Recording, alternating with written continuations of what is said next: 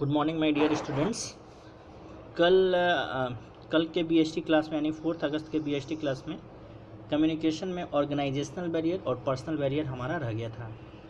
तो यही दो चीज़ इस चैप्टर में छूटा हुआ है, तो मैं उसको आज के चैप्टर में, चूँकि आज हमारे अकाउंट्स में बहुत सारी चीज़ें पढ़ाई हो चुकी हैं, टर्मिनोलॉजी आज आप पढ़िए, बुक को पढ़िए, तो आप उससे आपको लाभ मिलेगा। तो आज 5 अगस्त के दिन हम लोग जैसे 4 अगस्त का जो छूटा हुआ पोर्शन है उसको हम लोग आज करेंगे। बीएसटी में ओनली 2 बैरियर जो है हमारा बैरियर्स ऑफ कम्युनिकेशन बाकी है, ऑर्गेनाइजेशनल बैरियर और पर्सनल बैरियर। तो चलिए हम लोग शुरुआत करते हैं ऑर्गेनाइजेशनल बैरियर से। ऑर्गेनाइजेशनल बैरियर तो नाम से ही साफ है, ऑर्गेनाइजेशन यानी वो बैरियर जो ऑर्गेनाइजेशन के द्वारा क्रिएट किया जाता है उसको हम लोग ऑर्गेनाइजेशनल बैरियर बोलते हैं। तो चलिए, the factors related to organisational structure. अब ये ऑर्गेनाइजेशन के द्वारा कैसे क्रिएट होता है, तो आप देखिए, the factors related to organisation structure, authority relationships, rules and regulations में मतलब क्या होता है, कर सकते हैं, may some time act as a barrier to effective communication. ये भी मतलब एक बैरियर की तरह काम करता है। तो वो क्या क्या है, सबसे पहले आप ये ऑर्गेनाइजेशनल पॉलिसी को हम लोग पढ़ते हैं। Organisational policy, if the organisation policy explicit और implicit is not supportive to free flow of communication, it may hamper effectiveness of communication. यानी ऑर्गेनाइजेशनल का इस तरह का वो वातावरण ही नहीं है कि वहाँ पे फ्री फ्लो ऑफ कम्युनिकेशन हो, तो वहाँ पे हमारा ऑर्गेनाइजेशनल पॉलिसी ही नहीं है। वहाँ पॉलिसी मतलब कि कोई चाहता ही नहीं है। For example, in an organisation with highly centralised pattern, यानी बिल्कुल केंद्र ही जो है निर्णय लेगा सो लेगा, बाकी सारा जो है पीपल का रोल जो है उसमें केवल काम करने वाला का होता है। तो in that centralise situation organisational policy becomes a barrier of communication. वहाँ पे आपका बोलना बड़ा मुश्किल हो जाता है, जो आज के परिवेश में कुछ है, सेंट्रल गवर्नमेंट में कुछ ऐसा ही देखने को मिलता है। चलिए, रूल्स एंड रेगुलेशंस को आते हैं हम लोग। रूल्स एंड रेगुलेशंस क्या है, तो ये बोलता है कि rigid rules and cumbersome procedure may be a hurdle to communication.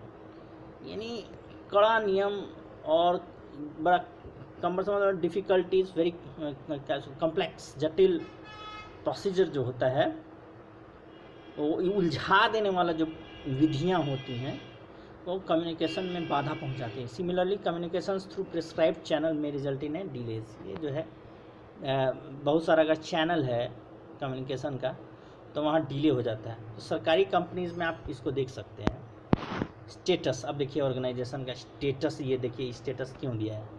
Status बोलता है, स्टेटस ऑफ सुपीरियर में create psychological distance between him and his subordinates. यानी कोई बहुत बड़ा अफसर है और उससे छोटा कर्मचारी उससे बोलने में घबराता है उसका स्टेटस के कारण, उसका रहन सहन के कारण। स्टेटस मतलब रहन सहन, पहनावा ओढ़ावा, दिखावा। तो वही स्टेटस की वजह से जो डिफरेंस फील होता है, इसके वजह से कम्युनिकेशन गैप हो जाता है हमारा। अब आइए नेक्स्ट है complexity in organisation.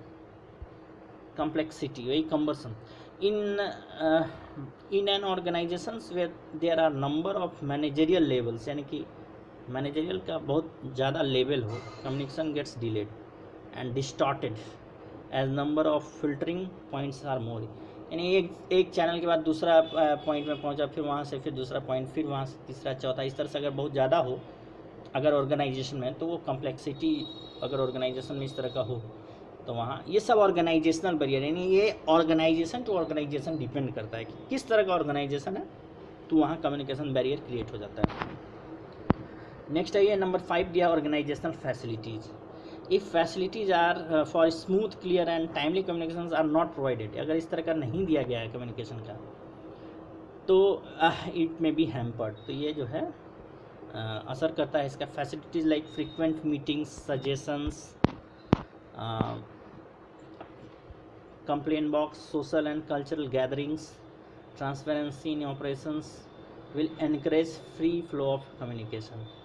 Lack of this facility may create communication problem. यहाँ पे ये प्रॉब्लम क्रिएट कर देता है। ओके, तो चलिए अब आइए हमारा पर्सनल बैरियर। इसको पर्सनल बैरियर क्यों बोलते हैं, देखिए साइकोलॉजिकल बैरियर और पर्सनल बैरियर में अंतर है। पर्सनल बैरियर आपका खुद का क्रिएट किया हुआ बैरियर है, जबकि साइकोलॉजिकल बैरियर पे आपका कोई वश नहीं। जैसे एंग्जाइटी, एंग्री, इस सब पे आपका कोई वश नहीं है, वरी होगा ही। तो वो जो आदमी के अंदर जो साइकोलॉजिकल भावना होता है उसके वजह से भी जो बैरियर उत्पन्न होता है उसको हम लोग साइकोलॉजिकल बैरियर बोलते हैं। सीमेंटिक बैरियर जो होता है वो आसपास के जो आपका फॉल्टी आपका ज्ञान की वजह से, आप अपने लैंग्वेज का प्रॉब्लम की वजह से, जो मुख्यतः लैंग्वेज का प्रॉब्लम से जो होता है उसको सीमेंटिक बैरियर बोलते हैं। जो ह्यूमन साइकोलॉजी है उसके वजह से, जैसे कि वरीज, एंगर, इस सब चीज़ से जो उत्पन्न होता है उसको आप साइकोलॉजिकल बैरियर बोलिएगा। ऑर्गेनाइजेशन की वजह से जो उत्पन्न होता है उसको ऑर्गेनाइजेशनल बैरियर बोलेंगे। और पर्सनैलिटी की वजह से, यानी पर्सन टू पर्सन पर्सनैलिटी की वजह से भी डिपेंड करता है।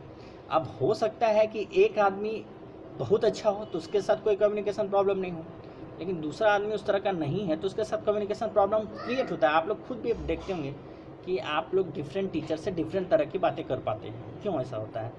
तो वो पर्सन टू पर्सन डिफरेंट करता है। आप तो इस चीज़ को हम लोग पर्सनल बैरियर बोलते हैं। तो चलिए हम लोग देखते हैं कि ये वास्तव में है क्या पर्सनल बैरियर्स। तो हम लोग देखिए, the personal factors of both sender and receiver. The personal factor, यहाँ पे साफ बोलिए, the personal factor of both sender and receiver में exert influence on effective communication. Some of the personal barrier of superior and subordinates are mention below. मतलब कुछ जो common findings है इसको हम लोग यहाँ पे देखा गया है। क्या कॉमन फाइंडिंग्स है देखिए, क्या है?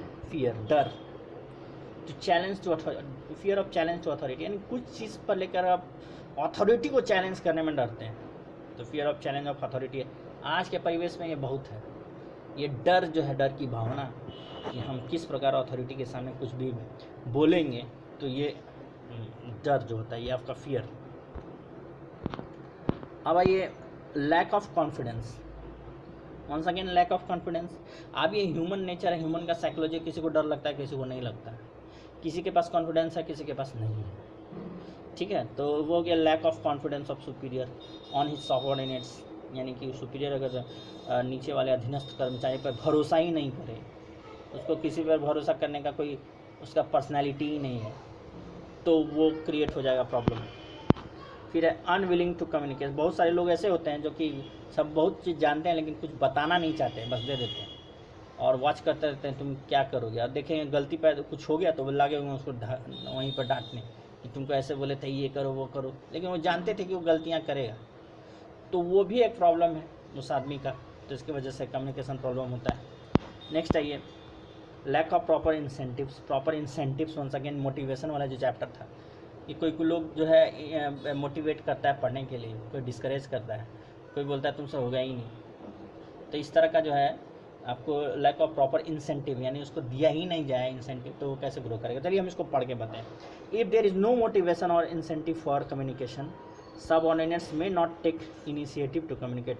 यानी अगर उसको ना बोला जाए कि भाई तुम बोलो, तो बोलेगा नहीं। For example, if there is no reward और अप्रिसिएशन फॉर गुड सजेशन, यानी सजेशन के लिए कोई रिवार्ड ही नहीं है, तो क्यों बोलेगा, चुपचाप रहेगा।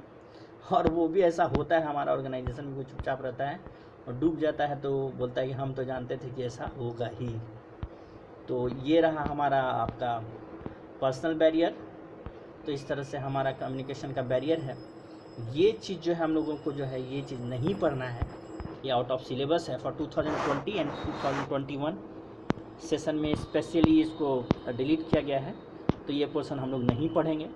वैसे भी इस पोर्शन से बहुत कम ही क्वेश्चंस आते थे, तो इस चैप्टर में ये जो डिलीट किया है पता नहीं क्यों किया है, कुछ ऐसा समझिए कि इसमें डिलीट ही नहीं हुआ है। सिमिलरली अकाउंट्स में भी जो पोर्शन डिलीट हुआ है वहाँ से बहुत कम क्वेश्चन आते थे। तो thank you so much for watching and आप इसको आज के डेट में आप ये सब चीज़ नोट कर लीजिएगा। तो आज ही हमारा जो है कम्युनिकेशन यानी डायरेक्टिंग चैप्टर BST का ख़त्म हो रहा है। सो आप लोग इसको भी मैं आशा करता हूँ कि आप इससे इत्तेफाक रखिएगा और ये सब नोट कीजिएगा। Okay, thank you so much.